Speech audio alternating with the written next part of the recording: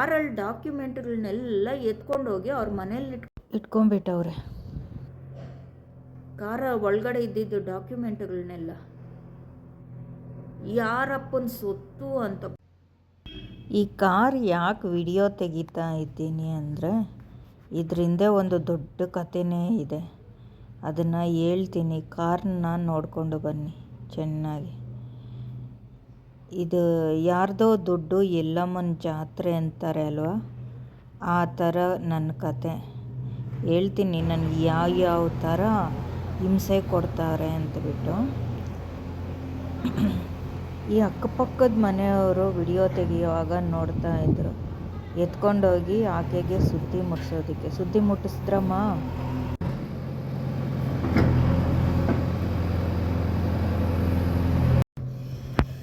ಇದು ರಿಟ್ಸು ಕಾರು ಆಯಿತಾ. ಇದು ಬಂದು ತೆಗೆದುಕೊಂಡಿದ್ದು ನನ್ನ ಮಗ 1 ಇಯರ್ ಬೇಬಿ ಇದ್ದಾಗ, ಹೆಚ್ಚು ಕಮ್ಮಿ ಆವಾಗ ನಮ್ಮ ಅಪ್ಪ ಕೊಡಿಸಿದ್ದು. ನಮ್ಮ ಮನೆಯವರು ಏನು ಗತಿ ಇಲ್ಲ, ತುಂಬ ಎಲ್ಲ ಸಾಲಗಳು ಮಾಡಿಕೊಂಡು ಎಲ್ಲ ಇದ್ದರು. ನನ್ನ ಮದುವೆ ಟೈಮಲ್ಲಿ ಏನೂ ಇರಲಿಲ್ಲ ಅವ್ರಿಗೆ. ಸ್ವಂತದವರು ಅಂದ್ಬಿಟ್ಟು ಮಾಡಿ ಕೊಟ್ಟರು. ತುಂಬ ಒಳ್ಳೆ ಕುಟುಂಬ, ನನ್ನ ಮಗಳನ್ನ ಚೆನ್ನಾಗಿ ನೋಡ್ಕೊತಾರೆ. ನಾನು ಹಂಗೆ ಅಂದ್ಕೊಂಡಿದ್ದು, ತುಂಬ ಒಳ್ಳೆ ಕುಟುಂಬ ಇದು ಅಂದ್ಕೊಂಡಿದ್ದು. ನನ್ನ ಗಂಡ ಇರೋವರೆಗೂ ಒಂಥರ ಇದ್ದರು. ನನ್ನ ಗಂಡನ್ನೇ ಎಗರಿಸ್ಬಿಟ್ರು. ಅವರು ಒಳ್ಳೆ ಮನುಷ್ಯರೇ. ಅದು ಏನಾಯಿತು ಅಂದರೆ 2000 ಆವಾಗ ನನ್ನ ಮಗ ಹುಟ್ಟಿ 1 ಇಯರ್ 1.5 ಇಯರ್ ಆಗಿರುತ್ತೆ. ಆವಾಗ ಎಲ್ಲರೂ ಇವ್ರಿಗೆ ಚೆನ್ನಾಗಿದ್ದಾರೆ, ಏನೂ ಇಲ್ಲ. ಇವ್ರ ಹತ್ರ ಒಂದು ಗಾಡಿನೂ ಇರಲಿಲ್ಲ, ಯಾವುದೋ ಒಂದು ಸೆಕೆಂಡ್ ಹ್ಯಾಂಡ್ಲು ಸುಜುಕಿ ಸಮುರಾಯ್ ಯಾವಾಗ ಇದ್ದಿದ್ದು. ಸರಿ ಅಂದ್ಬಿಟ್ಟು ನಮ್ಮ ಅಪ್ಪ ನಮ್ಮ ಅಮ್ಮ ಸ್ವಲ್ಪ ಡ್ರಾಮಾ ಆಡೋದು. ಇವ್ರು ಎಂಥವ್ರು ಅಂತ ಗೊತ್ತಾದ್ರೂ ಡ್ರಾಮಾ ಆಡಿ ನಾನು ಬೇಡ ಅಂದ್ರೂ ಕೊಡಿಸ್ಬಿಟ್ಟು ಇವ್ರ ಆಸೆನ ತೀರಿಸ್ಕೊಳ್ಳೋದು. ನಮಗಿಲ್ಲಿ ಗೊತ್ತು ಇಲ್ಲಿ ಏನೇನೋ ನಡೆಯುತ್ತೆ, ಇವ್ರು ಎಂಥ ಜನ ಅಂದ್ಬಿಟ್ಟು ಅಲ್ಲೇ ಇರ್ತೀವಲ್ವಾ. ಈಗ ಏನೇನಾಗುತ್ತೆ, ಕಾರ್ ಬಂದರೆ ಏನೇನು ಮಾಡ್ತಾರೆ ಅನ್ನೋದು ನಮ್ಗೆ ಚೆನ್ನಾಗಿ ಗೊತ್ತಿತ್ತು. ನನಗೆ ಹೇಳು ಇಲ್ಲ ಕೇಳು ಇಲ್ಲ, ಇವ್ರಿಗೆ ಇಷ್ಟ ಬಂದಂಗೆ ಮಾಡೋದು. ನನ್ನ ತವ್ರ ಮನೆಯವರು ಸರಿ ಇಲ್ಲ. ಅವರು ಒಂದು ಆಲ್ಟೋ ಕಾರ್ ಕೊಡಿಸಿದ್ರು. ಅದಕ್ಕೆ ಒಂದು ಡೈಲಾಗ್ ಹೇಳಿದ್ರು, ನನ್ನ ಮೊಮ್ಮಗ ಯಾವುದೋ ಗಾಡಿಯಲ್ಲಿ ಸೆಕೆಂಡ್ ಹ್ಯಾಂಡ್ ಗಾಡಿಯಲ್ಲಿ ಕೂರಿಸ್ಕೊಂಡು ಬರ್ತಾರೆ, ಅದಕ್ಕೆ ಅವರೊಂದು ಕಾರ್ ಅದಕ್ಕೆ ಕಾರು ತೆಗೆದುಕೊಡೋಣ ಅಂದ್ಬಿಟ್ಟು ಕಾರು ತೆಗೆದುಕೊಟ್ಟಿದ್ದು. ಸರಿ ಅಂದ್ಬಿಟ್ಟು ನಾವಾಗಿದ್ದರೆ ಅದನ್ನು ಈಸ್ಕೊಂಡು, ನಮ್ಗೆ ಆವಾಗ ತುಂಬ ಕಷ್ಟ ಇತ್ತು. ನಮ್ಮ ಯಜಮಾನರು ಟಿಶ್ಯೂ ಪೇಪರ್ ಕೆಲಸ ಫ್ಯಾಕ್ಟ್ರಿಗೆ ಹೋಗ್ತಾ ಇದ್ದಿದ್ದು. ಅದನ್ನು ಈಸ್ಕೊಂಡು ಏನಾದರೂ ಬಿಸ್ನೆಸ್ಸೋ ಮಾಡಿಕೊಂಡು ಉದ್ಧಾರನಾದರೂ ಆಗ್ತಾಯಿದ್ವಿ. ಆಮೇಲೆ ಕೇಳಿದೆ ಅದನ್ನು ಕೊಡಿಸಿದ್ರು. ನನ್ನ ಹೆಸರಲ್ಲೇ ಆಲ್ಟೋ ಕಾರು ನಮ್ಮಪ್ಪ ಅಮೌಂಟ್ ಕೊಟ್ಟು ಕೊಡಿಸ್ಕೊಟ್ರು. ಯಪ್ಪ, ಆ ಕಾರ್ ನಮ್ಮ ಮನೆಗೆ ಬಂದಿದ್ದೆ ತಕ್ಷಣ ನಮ್ಮ ಯಜಮಾನ್ರ ಕಡೆಯವ್ರು ಇರ್ತಾರೆ ಅಲ್ವಾ, ಅವ್ರ ಜೊತೆ ಹುಟ್ಟಿರೋರು, ಅವ್ರ ಗಂಡನ ಮನೆಯಿಂದ ನಮ್ಮ ಮನೆಗೆ ಬರಬೇಕಂದ್ರೆ ನಮ್ಮ ಯಜಮಾನ್ರ ಕಾರ್ ಎತ್ಕೊಂಡು ಹೋಗಬೇಕು, ಅವ್ರನ್ನ ಕರ್ಕೊಂಡು ಬರಬೇಕು. ಇಲ್ಲಿಂದ ಅವ್ರ ಮನೆಗೆ ಬಿಡಬೇಕು ಅಂದರೆ ಇಲ್ಲಿ ಹತ್ತಿಸ್ಕೊಂಡು ಹೋಗಬೇಕು, ಅಲ್ಲಿ ಅಲ್ಲೋಗಿ ಅವ್ರ ಇದರಲ್ಲಿ ಬಿಡಬೇಕು. ಈ ಥರ ಟಾರ್ಚರ್ ಕೊಡೋಕ್ಕೆ ಶುರು ಮಾಡಿದ್ರು. ಆಮೇಲೆ ಸರಿ, ಈ ಹಣೆ ಬರ ಏನು ಮಾಡೋಣ ಅಂದ್ಬಿಟ್ಟು ಹಂಗೆ ನಡೀತಾ ಇತ್ತು ಜೀವನ ಎಲ್ಲ ಆಯ್ತು. ಆಮೇಲೆ ಇನ್ನೊಂದು ಸ್ವಲ್ಪ ದಿವಸ ಆದಮೇಲೆ ಇನ್ನು ಚೆನ್ನಾಗಿರೋದು ತೆಗೆದುಕೊಳ್ಳೋಣ ಅಂದ್ಬಿಟ್ಟು ನಾನೇನು ಮಾಡಿದೆ, ನಾವೆಲ್ಲ ಬಿಸ್ನೆಸ್ಸು ಅದೆಲ್ಲ ಮಾಡಿಕೊಂಡು ಸ್ವಲ್ಪ ಉದ್ಧಾರ ಆಗಿದ್ವಿ. ಇದಕ್ಕಿಂತ ದೊಡ್ಡ ಕಾರ್ ತೆಗೆದುಕೊಳ್ಳೋಣ ಅಂದ್ಬಿಟ್ಟು ಆ ಆಲ್ಟೋ ಕಾರ್ನ ಏನು ತುಂಬ ದಿವಸನೂ ಆಗಿರಲಿಲ್ಲ, ಒಂದು 6 ತಿಂಗಳು 1 ವರ್ಷನೇ ಆಗಿತ್ತು ಅಷ್ಟೇ. ಆಮೇಲೆ ಅವರು ನಮ್ಮ ಯಜಮಾನ್ರ ಫ್ರೆಂಡ್ ಒಬ್ರು ಇದ್ದರು, ಅವರು ಆ ಆಲ್ಟೋ ಕಾರ್ನ ಎತ್ಕೊಂಡು 50,000 ಅಷ್ಟೇ ಕಮ್ಮಿ ಕೊಟ್ಟಿದ್ದು, ಫುಲ್ ಅಮೌಂಟ್ ಕೊಟ್ಟರು. ಆವಾಗ ಆ ಕಾರ್ಗೆ ಎಷ್ಟು ರೇಟ್ ಇತ್ತೋ ಅಷ್ಟು ಅಮೌಂಟು ನಮಗೆ ಕೊಟ್ಟರು. ಅದನ್ನು ಈಸ್ಕೊಂಡು ಇನ್ನು ಸ್ವಲ್ಪ ಒಂದು ಅಮೌಂಟ್ ಹಾಕಿ ಈ ಕಾರ್ ತೆಗೆದುಕೊಂಡ್ವಿ. ರಿಟ್ಸ್ ತೆಗೆದುಕೊಂಡ್ವಾ. ನಾನೇನು ಮಾಡಿದೆ, ನಮ್ಮ ಯಜಮಾನ್ರ ಹೆಸರಲ್ಲೇ ತಾನೇ, ಎಲ್ಲೋಗುತ್ತೆ ಅಂದ್ಬಿಟ್ಟು ನನ್ನಂಥ ಮೂರ್ಖು ದೊಡ್ಡ ಶಿಖಾಮಣಿ ಎಲ್ಲೂ ಇಲ್ಲ. ಭಾರಿ ನಂಬಿಬಿಟ್ಟಿದ್ದೆ ಫ್ರೆಂಡ್ಸ್ ನಾನು ಸಂಬಂಧಿಕರನ್ನೆಲ್ಲ. ನನ್ನನ್ನು ಕೊಟ್ಟಿರೋದೇ ಸಂಬಂಧದಲ್ಲಿ ಎಲ್ಲಿ ತುಂಬ ಒಳ್ಳೆಯವರು, ತುಂಬ ಮೋಸ ಮಾಡಿ, ಜನನೂ ಅಷ್ಟೇ ತುಂಬ ತಲೆ ಕೆಡಿಸ್ಬಿಟ್ರು. ತುಂಬ ಒಳ್ಳೆ ಕುಟುಂಬ, ತುಂಬ ಒಳ್ಳೆಯವರು ಅಂತ.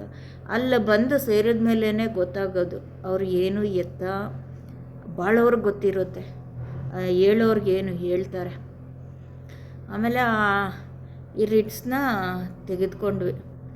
ತೆಗೆದುಕೊಂಡ್ಮೇಲೆ 2021ವರೆಗೂ ಓಡಿಸಿದ್ವಿ.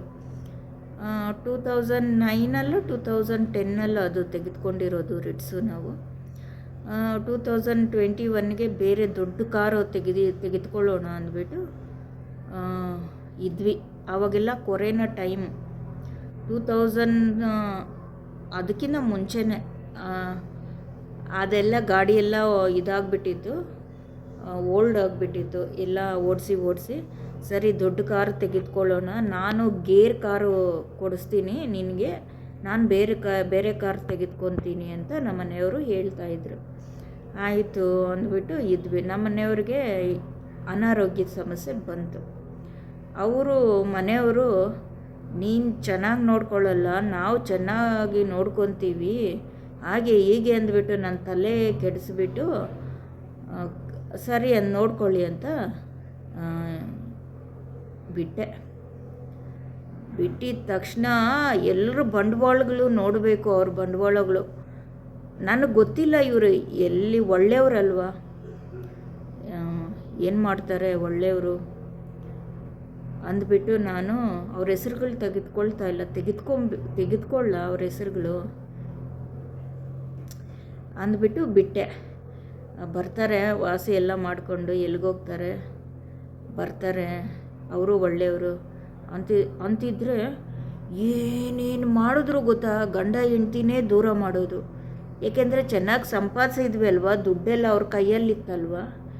ಈಗ ನಮ್ಮ ಜೊತೆ ಬಂದರೆ ಹೆಂಡ್ತಿ ಮಕ್ಕಳಿಗೆ ಇಟ್ಬಿಡ್ತಾನೆ, ಇವರಿಬ್ಬರನ್ನೂ ದೂರ ಮಾಡಿಬಿಡೋಣ ಅಂದ್ಬಿಟ್ಟು ಪ್ಲ್ಯಾನ್ ಹಾಕ್ಕೊಂಡ್ರು. ಮಾಡಿದ್ರು, ಏನೇನೋ ಮಾಡಿದ್ರು. ನನಗೆ ಗೊತ್ತು ಏನು ಮಾಡಿದ್ರು ನನ್ನ ಗಂಡ ನನ್ನನ್ನು ಬಿಡಲ್ಲ ಅಂದ್ಬಿಟ್ಟು ನಾನು ತಾಳ್ಮೆಯಿಂದ ಸಹಿಸ್ಕೊಂಡಿದ್ದೆ. ಕೊನೆಗೆ ಗೊತ್ತು ಅವ್ರಿಗೆ, ಇವನು ಅವನ ಹೆಂಡತಿ ಹತ್ರಿಗೆ ಓಡೋಗ್ಬಿಡ್ತಾನೆ ಅಂದ್ಬಿಟ್ಟು ಮೇಲಕ್ಕೆ ಕಳಿಸಿದ್ರು. ಏನೋ ಮಾಡಿ ಇರಲಿ ಅದು. ಆಮೇಲೆ ಸರಿ ಅದೆಲ್ಲ ಆಯಿತಾ. ಆಮೇಲೆ ಇನ್ನು ಅವರು ತೀರೋಗಿ ಅದೆಲ್ಲ ಫುಲ್ಲು ಹೋಗ್ಬಿಟ್ಟಿದೆ. ಇನ್ನು ಅದನ್ನು ಇಟ್ಕೊಂಡ್ರೆ ಇನ್ನು ವ್ಯಾಲ್ಯೂ ಕಮ್ಮಿ ಆಗಿಬಿಡುತ್ತೆ ಅದರದ್ದು, ಯಾರು ತೆಗೆದುಕೊಳ್ಳೋಲ್ಲ ಅಂದ್ಬಿಟ್ಟು ನಾನು ಅದು ನಮ್ಮ ಮನೆ ಹತ್ರನೇ ಒಬ್ಬರನ್ನ ಹಿಡಿದುಬಿಟ್ಟು ಮಾತಾಡಿ ಮಾರೋಣ ಅಂತ ಡಿಸೈಡ್ ಮಾಡಿಕೊಂಡು ವ್ಯಾಪಾರ ಎಲ್ಲ ಮಾಡ್ತಾಯಿದ್ವಿ. ಅದನ್ನು ಒಬ್ಬ ಆಕೆ ನೋಡಿದ್ಬಿಟ್ಟು, ಯಾರು ಆಕೆ ಅಂದರೆ ಅವರಮ್ಮ, ನಮ್ಮ ಯಜಮಾನ್ರು ಅವರಮ್ಮ ನೋಡಿಬಿಟ್ಟು ಕಾರಲ್ಲಿ ಡಾಕ್ಯುಮೆಂಟ್ಗಳನ್ನೆಲ್ಲ ಎತ್ಕೊಂಡೋಗಿ ಅವ್ರ ಮನೇಲಿ ಇಟ್ಕೊಂಡ್ಬಿಟ್ಟವಳೆ. ಕಾರ ಒಳಗಡೆ ಇದ್ದಿದ್ದು ಡಾಕ್ಯುಮೆಂಟ್ಗಳನ್ನೆಲ್ಲ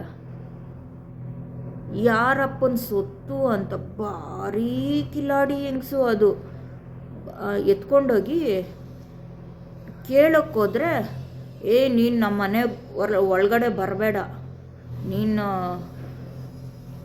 ತುಂಬ ಕೆಟ್ಟ ಮಾತುಗಳು, ಕೆಟ್ಟ ಪದಗಳು, ಬರಬೇಡ, ಏಕೆಂದರೆ ಕೊಡಬೇಕಲ್ವ ನಮ್ಮದು. ಎಲ್ಲಿ ಅನಿಸುತ್ತೆ ದೇವರು ಅದೇನು ಮಾಡ್ತಾ ಇದ್ದನು ಅಂದ್ಬಿಟ್ಟು ಅಂದರು. ಆಮೇಲೆ ಈ ಸಂಬಂಧಿಕರು ಎಲ್ಲ ಬಂದಾಗ ಆಕೆ ಆವಾಗ ಒಂಥರ ತಿರ್ಕೊಂಬಿಟ್ಲು. ಇದನ್ನು ಮಾರಿಬಿಟ್ಟು ಬೇರೆ ಕಾರು ಈಸ್ಕೊಡ್ತೀನಿ ಅಂತ ಹೇಳಿದ್ರು. ಹೌದಾ ಅಂದ್ಬಿಟ್ಟು ಎಲ್ಲರೂ ನಂಬಿಬಿಟ್ರು. ಈಗ ಉದಾಹರಣೆ ಕಾರ್ ತೋರಿಸ್ತಾ ಇದ್ದೀನಿ, ಇವಾಗಲೂ 2026 ಅಂದರು. ಆಮೇಲೆ ಚೆನ್ನಾಗಿ ಕೊಡಿಸಿದ್ರು. ನೋಡಿ, ಕಾರ್ ಇನ್ನೂ ಮನೆ ಹತ್ರನೇ ಇದೆ. ಅದು ನಡೆದಿದ್ದು 2021 ಇವಾಗ 2026. ಇರೋ ಬರೋ ಪಾರ್ಟ್ಗಳು ಎಲ್ಲ ಹೋಗ್ಬಿಟ್ಟಿದೆ. ಆ ಕಾರ್ ಡಾಕ್ಯುಮೆಂಟ್ ಆದರೂ ಕೊಟ್ಟರೆ ಏನಾದರೂ ಮಾಡ್ಕೊಬೋದು. ಡಾಕ್ಯುಮೆಂಟು ಇಲ್ಲ, ಏನೂ ಇಲ್ಲ, ಕೊಡಲಿಲ್ಲ. ಇಂಥವ್ರನ್ನೆಲ್ಲ ಏನು ಮಾಡಬೇಕು ನಾನು? ಏನು ಮಾಡಬೇಕು? ಬೇರೆಯವರಾಗಿದ್ದರೆ ಏನು ಮಾಡ್ತಾಯಿದ್ರಿ ನೆನೆಸ್ಕೊಳ್ಳಿ. ಎಷ್ಟು ಹೊಟ್ಟೆ ಒರೆಸಿದ್ದಾರೆ ನಮ್ಮನ್ನು ಅಂದರೆ ಒಂದೊಂದಲ್ಲ, ಎಲ್ಲನೂ ಹೇಳ್ಕೊಂಡು ಹೋದರೆ ಎಲ್ಲಿಗೋ ಹೋಗುತ್ತೆ. ಇದಕ್ಕೆ ಏನು ಉತ್ತರ ಕೊಡ್ತೀಯ? ಕಿಲಾಡಿ ಹೆಂಗಸು ನೀನು. ಅದನ್ನು ಮಾರೋಕ್ಕೆ ಆಗೋದಿಲ್ಲ. ಇಲ್ಲಾಂದರೆ ಮಾರಿಬಿಟ್ಟು ಅವರು ಹೊಟ್ಟೆಲುಟ್ಟಿರೋ ಹೆಣ್ಮಕ್ಳಿಗೆ ಕೊಟ್ಬಿಡೋವಳು, ಇಲ್ಲಾಂದರೆ ನುಂಗು ಬಿಡೋವಳು. ಬೀದಿ ಪಾಲು ಮಾಡಿಕ್ಬಿಟ್ಟವಳೆ ನಮ್ಮನ್ನು.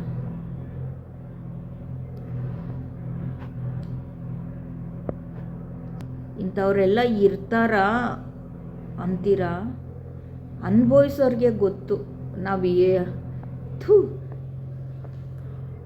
ಎಂತೆಂಥ ಒಂದೊಂದು ಕಷ್ಟ ಅಲ್ಲ ನನ್ನ ಜೀವನದಲ್ಲಿ ನೋಡಿರೋದು. ಇಂಥ ಹೆಂಗಸು ಇರ್ತಾಳ? ಈಗ ಕಾರ್ದು ವಿಡಿಯೋ ತೆಗೆದೆ, ಅಲ್ಲಿರೋ ಮನೆಯವ್ರು ನೋಡಬೇಕು. ಕೆಲವು ಜನ ನೋಡ್ತಾ ಇದ್ದಿದ್ದು. ಅವಳಿಗೋಗಿ ಕಂಪ್ಲೇಂಟ್ ಕೊಡೋದಕ್ಕೆ ಅದೇನು ಬಂದು ಕಡ್ದಾಕೊಂತೀಯ? ನಾನು ನೋಡ್ತೀನಿ. ಅದೇ ವಿಡಿಯೋ ಮಾಡಿಕೊಂಡೇ ಬಂದೆ. ನಿನ್ನ ಕೈಯಲ್ಲಿ ಏನಾದರೂ ಆದರೆ ಮಾಡು.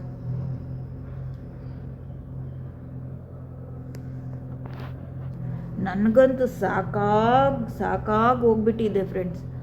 ಎಷ್ಟು ಅಂತ ನಾನು ನನ್ನ ಸ್ಥಾನದಲ್ಲಿ ಬೇರೆಯವರು ಇದ್ದಿದ್ರೆ 3 ದಿವಸ ಬದುಕ್ತಾ ಇರಲಿಲ್ಲ. ಈಗ ಯಾಕೆ ಹೇಳ್ತಾ ಇದ್ದೀನಿ ಅಂದರೆ, ನನ್ನ ಮಗನಿಗೆ ಓಡಾಡೋದಕ್ಕೆ 2 ವೀಲರ್ ಕೂಡ ಇಲ್ಲ, ಆ್ಯಕ್ಟಿವ್ ಹೋಂಡಾ. ಅದು ಅದೇ ಈ ಟೈಮಲ್ಲೇ ನನ್ನ ಗಂಡ ಆವಾಗ ತೆಗೆದುಕೊಂಡಿದ್ದು. ಅದರಲ್ಲಿರೋ ಪಾರ್ಟ್ಸು ಎಲ್ಲ ಹೋಗ್ಬಿಟ್ಟಿದೆ. ಒಂದು ಸತಿ ತೋರಿಸಿದೆ, ಅದರಲ್ಲಿ ಬಿದ್ದು ಆ್ಯಕ್ಸಿಡೆಂಟ್ ಆಗಿದ್ದು ಎಲ್ಲ ಏನೇನಾಗಿತ್ತು ಅಂತ. ಆ ಗಾಡಿನೂ ತೋರಿಸ್ತೀನಿ ರೀ ಹೆಂಗಿದೆ ಅಂದ್ಬಿಟ್ಟು. ನಮ್ಮದೇ ನಮಗಿಲ್ಲ ಅಂದರೆ ಈ ಜಗತ್ತಲ್ಲಿ ನಮಗಿನ್ನು ಹೆಂಗೆ ಆಗಬೇಡ, ನಮ್ಮ ದೇವ್ರ ಮೇಲೆ ಎಷ್ಟು ಕೋಪ ಬರಬೇಡ ನಮಗೆ. ಒಳ್ಳೆಯದಕ್ಕೆಲ್ಲ ಎಲ್ಲಿ ಕಾಲ ಇದೆ? ಅವನು ಕಿತ್ತೋಗಿರೋ ಗಾಡಿನೇ ಎತ್ಕೊಂಡು ಹೋಗ್ತಾನೆ. ಹೆಂಗಿರೋರ್ನ ಹೆಂಗೆ ಮಾಡಾಕಿದ್ರು ಗೊತ್ತಾ?